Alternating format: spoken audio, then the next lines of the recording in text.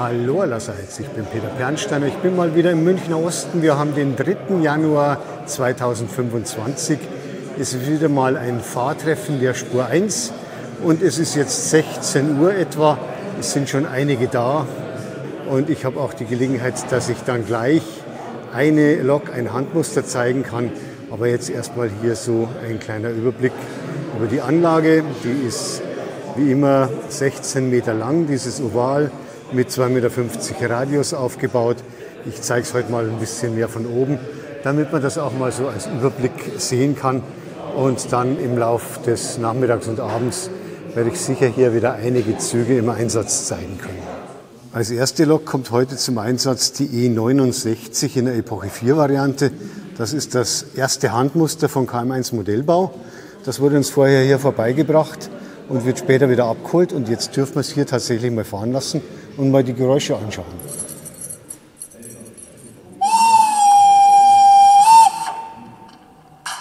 Stromabnehmer geht sicher auch rauf. Jetzt schaue ich es erst einmal aus der Nähe ein bisschen an und zeige ein paar Details vom Modell. Mache Beleuchtung an.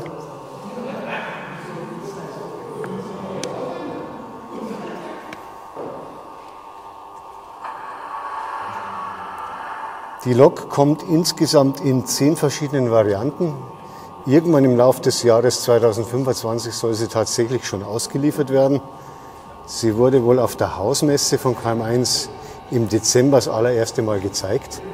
Und jetzt steht sie hier beim Fahrtreffen in München. Führerstandstüren gehen auf. Inneneinrichtung ist auch drin, kann man leider hier nur erahnen. Ich komme auch nicht so nah ran, weil die Beleuchtung dann nicht reicht. Aber man kann es ja ahnen.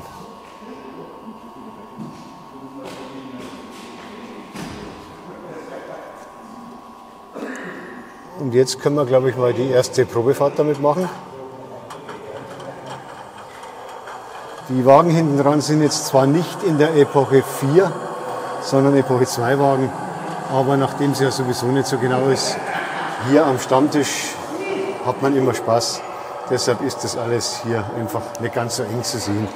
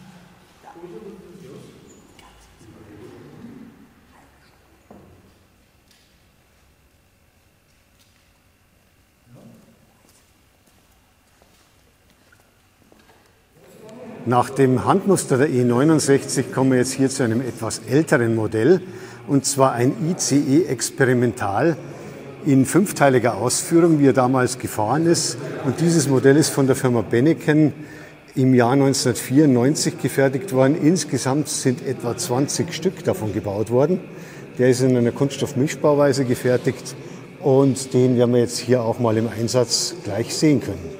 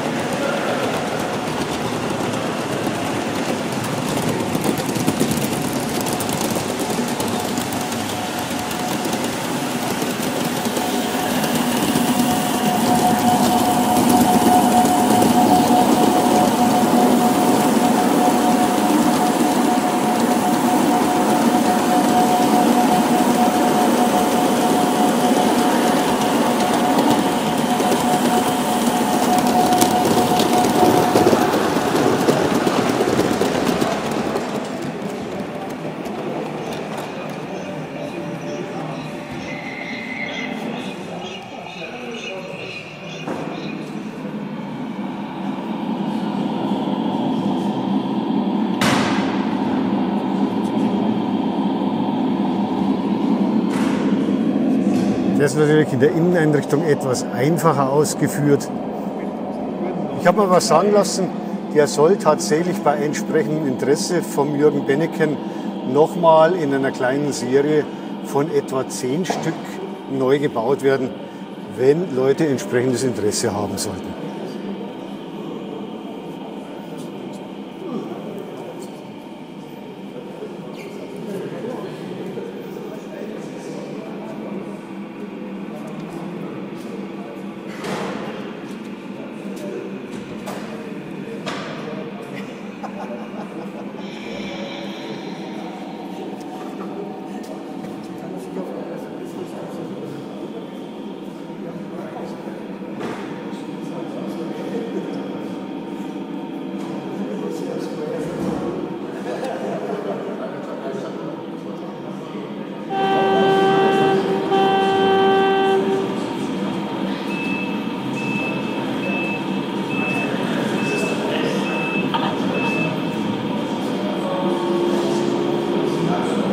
Bitte einsteigen. Türe ist sehr befindet. Vorsicht bei der Abfahrt.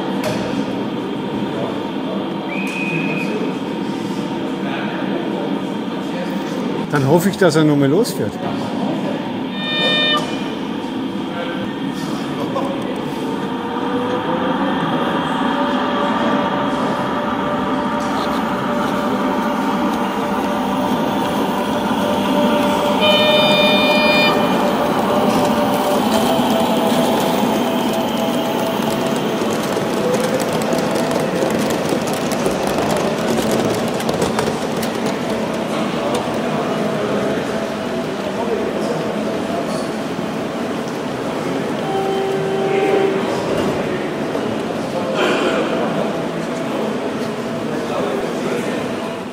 Nach dem ICE Experimental geht es jetzt zurück, weit zurück bis in die Epoche 1 und 2.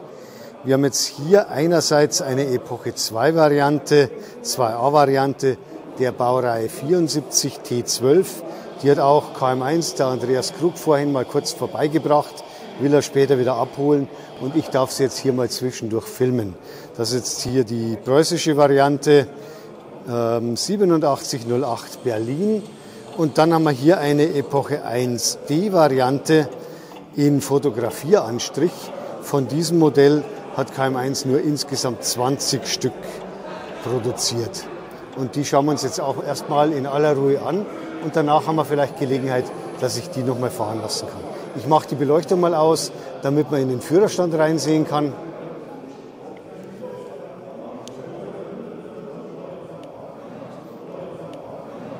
Und die eigene Beleuchtung des Führerstands ist hier etwas heller.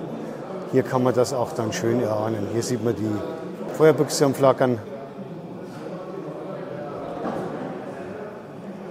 Das Modell hat hier auch eine sehr hohe Detaillierung. Die Wasserkästen lassen sich öffnen.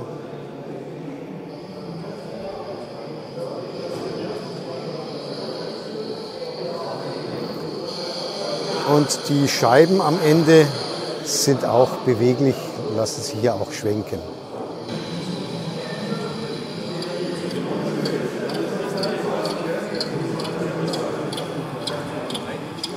Auch hier nochmal ein Blick in den Führerstand der Epoche 2 Variante, der 2A Variante. Von hinten sieht man auch schön rein.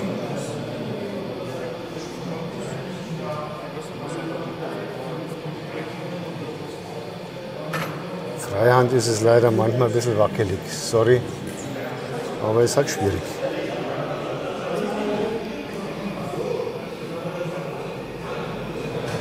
Schauen wir mal, ob man von der Lok ein bisschen was hört an Geräuschen.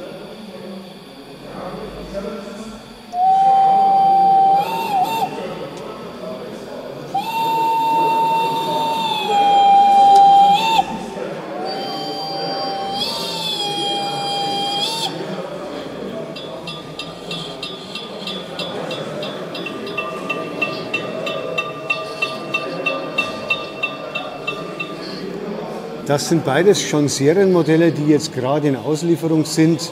Aktuell hier im Januar 2025, parallel zu diesem Fahrtreffen heute am 3. Januar. Seit 2 Wochen oder 3 Wochen werden die ungefähr ausgeliefert.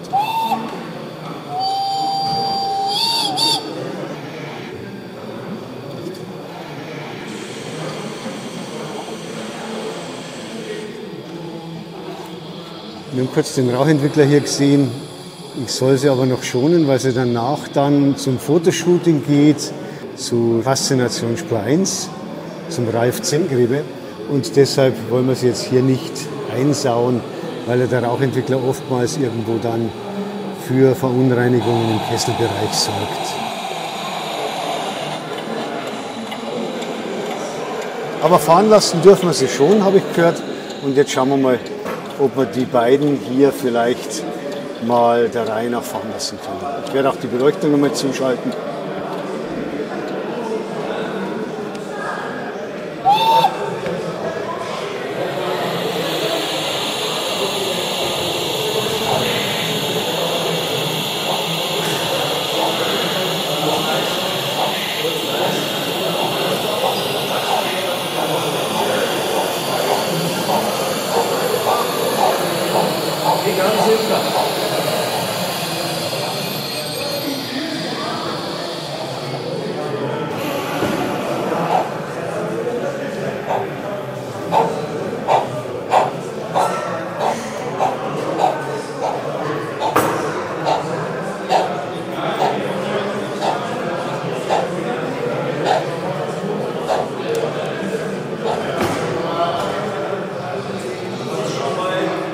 Jetzt auch die Epoche 2A Variante nochmal.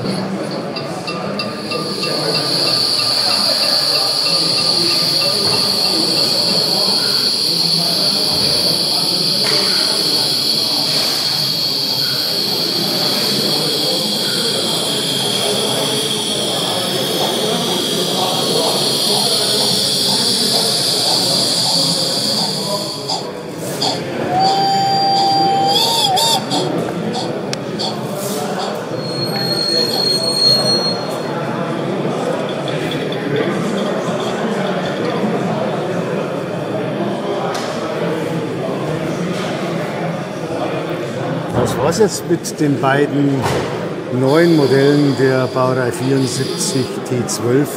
Und dann schauen wir, was als nächstes kommt hier beim Fahrtreffen im Münchner Osten.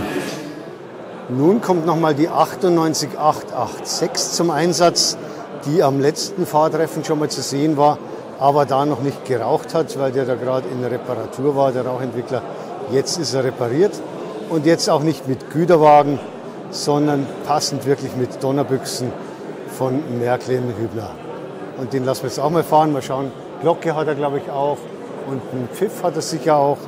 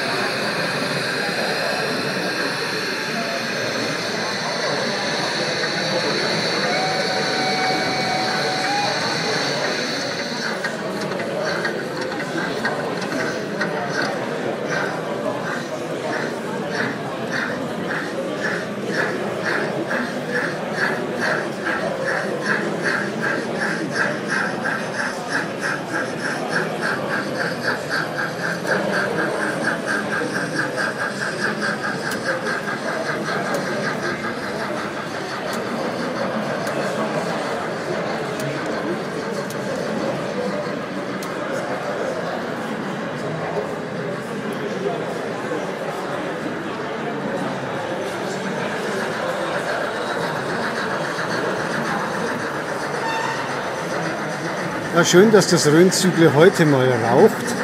Letztes Mal war es halt leider nicht im Einsatz mit Rauch und nicht mit Donnerbüchsen.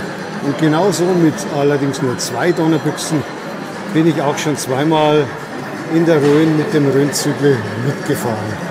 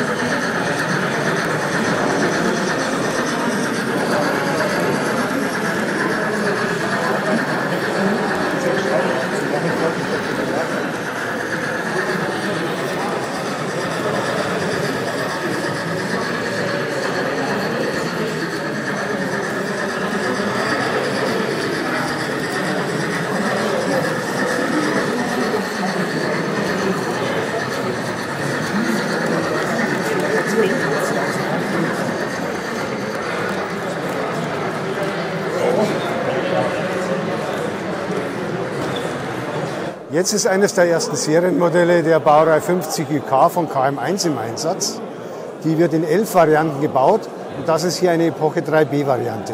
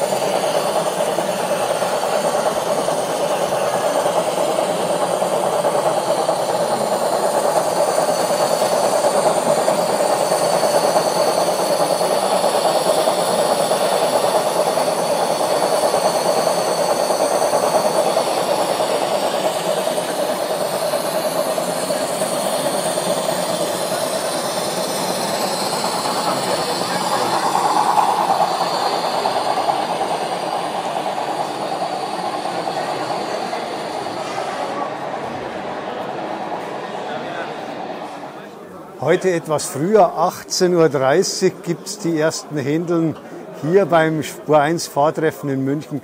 Es ist halt immer wieder mal ein Traditionsereignis inzwischen, dass es für die Modellbahner auch frische Händeln gibt.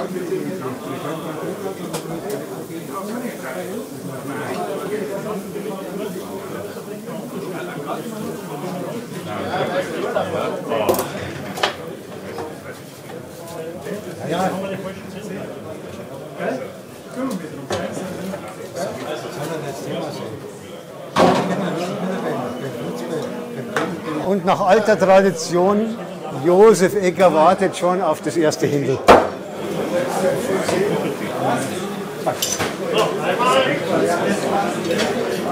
Hochgeschnitten, einfach. Ja, hochgeschnitten.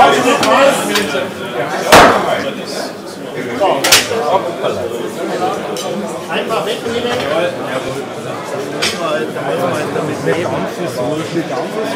Und jetzt hier ist die Schlange für die Leute, die Hunger haben.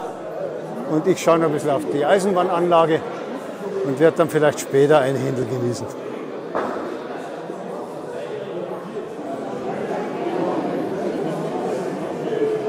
Nach der Pause kommt jetzt ein Nahverkehrszug zum Einsatz mit einem Steuerwagen Hasenkasten und einer Baureihe 212 und 3 vierachsigen Umbauwagen. Und die verfolgen wir jetzt mal ein bisschen.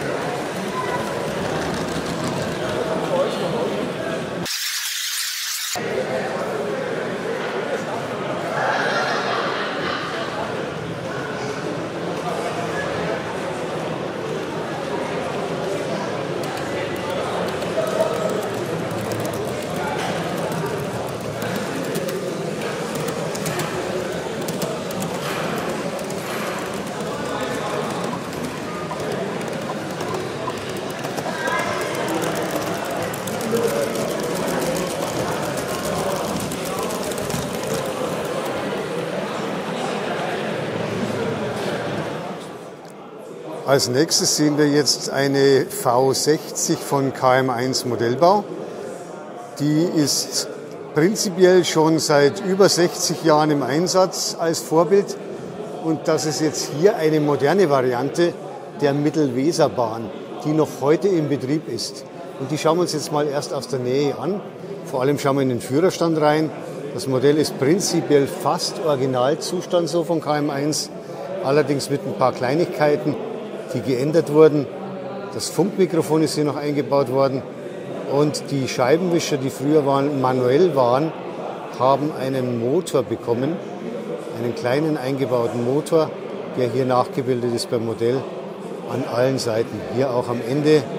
Und hier der Blick in den Führerstand bei diesem Modell ist generell sehr schön. Und das sollten wir uns hier alles einfach mal mit aller Ruhe anschauen. Das Modell hat auch eine Fahrwerksbeleuchtung.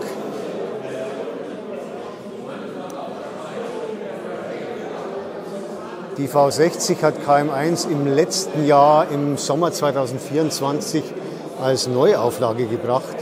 Und das ist eine dieser vielen Varianten. Und die werden wir uns jetzt auch mal im Betrieb anschauen. Und vor allem anhören.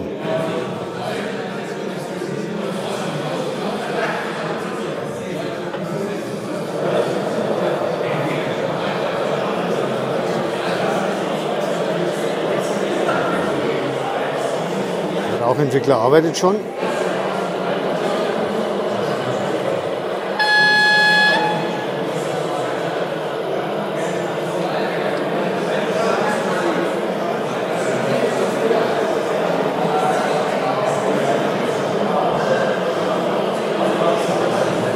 Es ist leider noch sehr laut hier. Die Nebengeräusche sind leider sehr hoch. aber ich hoffe, man hört ein bisschen was.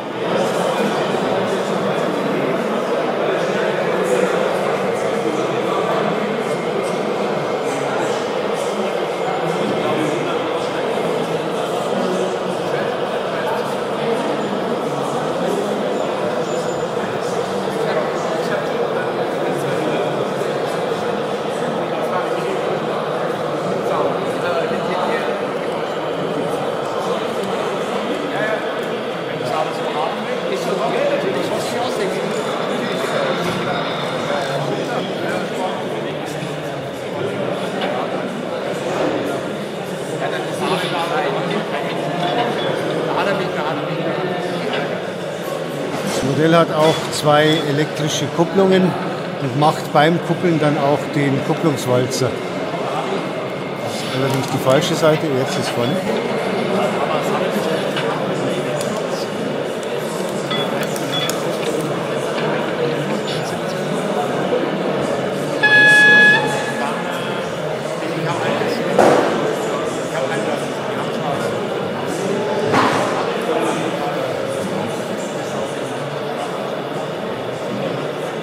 Und jetzt wird die V662 mit der Betriebsnummer eben hier gleich mal losfahren.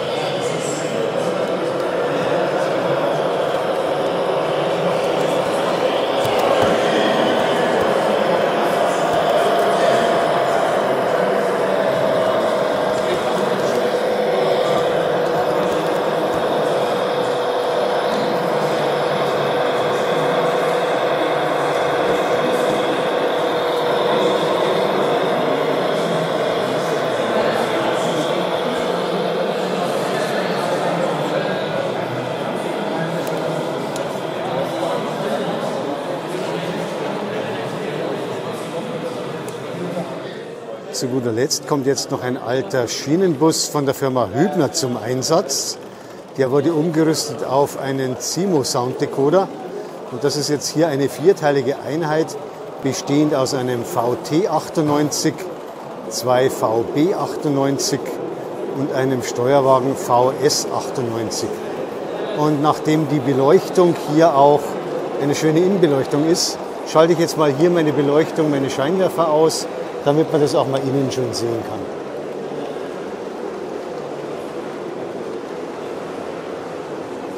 Noch sind der Steuerwagen und die Beiwagen unbesetzt. Aber im Triebwagen sind schon einige Fahrgäste und das zeige ich jetzt auch mal. Hier sieht man das Gepäckabteil.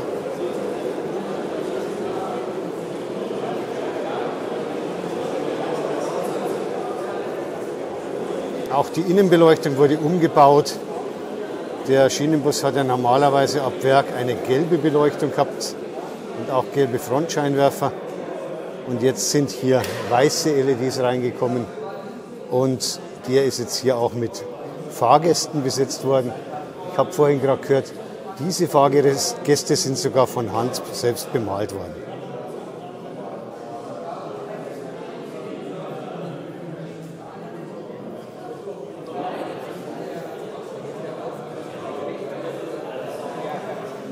Und jetzt schauen wir mal, dass er fährt.